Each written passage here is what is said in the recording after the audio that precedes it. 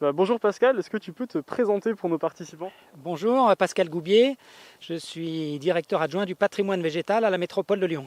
Est-ce que tu peux nous en dire un peu plus sur la gestion d'un arbre sur le long terme? En fait, la difficulté, c'est qu'on est dans un pas de temps qui est un peu plus que celui de l'échelle humaine et qui est beaucoup plus que celui des élections. On estime quand même qu'un arbre, même dans des conditions un peu difficiles urbaines, on pourrait être sur des pas de temps d'une centaine d'années, voire à 150 ans, sans aucun problème.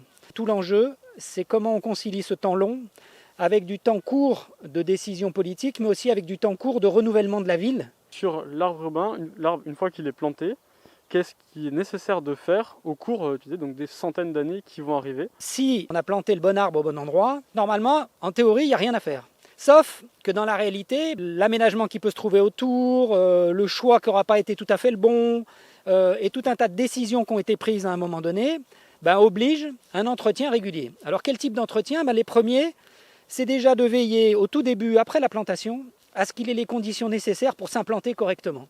Et ça, c'est fondamental. C'est en partie l'arrosage, puisque un jeune sujet qui est planté dans le sol, le temps qu'il se refasse des racines, puisqu'il a été déplanté d'une pépinière quand il arrive en ville, donc c'est bien déjà des plançons qui arrivent, plus ou moins gros. Plus ils sont gros, plus ils ont des racines qui ont été coupées, plus il faut au début qu'ils refabriquent ce système racinaire, ça s'appelle le choc de transplantation. Et pour ça, il faut absolument qu'il ait de l'eau. Et donc là, l'entretien, après passer ces premières années, l'arbre va grandir, va suivre sa croissance. Alors l'entretien peut consister à l'adapter un peu à son environnement. Bon, vous l'avez planté au bord d'un tram, le temps qu'il passe les lignes, ce qu'on appelle les lignes aériennes de contact, il y a un petit moment, là, il y a quelques années, qui sont un peu sensibles. Il faut le temps que les branches aient le temps de se développer au-dessus. Donc là, il va y avoir des tailles répétées, année après année, juste pour passer cet épisode un peu difficile. Vous pouvez avoir un arbre qui était planté au bon endroit, mais qu'entre-temps, il y a un immeuble qui est venu se construire à côté. Donc les branches et la croissance des branches va venir gêner de façon trop significative les façades, peut-être gêner même la vue et un certain nombre de choses. Donc il y a des adaptations à faire. Et puis on arrive après à la sénescence. Alors là, on se projette loin, on est dans 100 ans. Et là, il commence à vieillir, il arrive un peu au bout, donc il peut avoir des branches mortes, il peut avoir un certain nombre de choses, on appelle ça des descentes de cimes, donc il commence à... Et là, pour des histoires de sécurité, notamment des humains qui se baladent dessous, il y a des surveillances à faire pour être sûr qu'il ne soit pas dangereux, qu'on n'ait pas une grosse branche qui tombe à un moment donné. Alors on n'arrive pas à être sûr à 100%, mais c'est en tout cas le travail consiste à ça.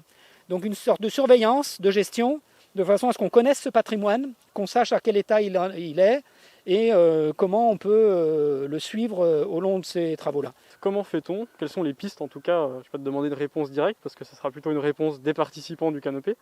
Mais quelles sont les pistes de recherche pour s'assurer que la suite de la ville se fait autour des arbres et non pas l'inverse? Alors, si on regarde comment se construisent nos villes, on sait faire des choix tout à fait caractéristiques et les imposer pendant longtemps. Je pense que ce n'est pas demain matin qu'on va démolir le musée des Confluences pour planter une forêt à la place. On a décidé qu'on faisait là un musée des Confluences et il va rester pendant longtemps. Quand on fait des lignes de tram, on dévie tous les réseaux, on enlève absolument tout pour dire d'une façon un peu définitive, alors on l'a vu dans l'histoire, pas tout à fait, mais certainement sur des pas d'au moins 30 ou 50 ans, on est capable de dire de façon définitive à cet endroit-là, il y a tel aménagement qui est fait. Il faut juste qu'on prenne la même logique pour les arbres. C'est ce qui avait été fait d'ailleurs, certainement qu'il a dû vous parler de ça, sur l'histoire de la ville de Lyon et des plantations faites par Frédéric Ségur. Il a dû vous évoquer ces choix qui avaient été faits, de mettre des arbres d'alignement au bord du Rhône, etc. C'était fait de façon définitive. Personne n'a jamais eu l'idée de dire on rase tout pour élargir le Rhône ou je ne sais pas. Donc c'est ça, je pense que l'esprit de demain, c'est de dire il faut que ça soit inaliénable, parce que là, on n'a pas le choix. Pour que des arbres poussent, il leur faut du sol. Et donc ça, c'est vraiment la condition sine qua non. Est-ce que tu as un dernier conseil à ajouter pour les participants? Alors oui, j'ai un conseil à leur donner. C'est que vous voyez, je viens de prêcher pour le SAV de la canopée.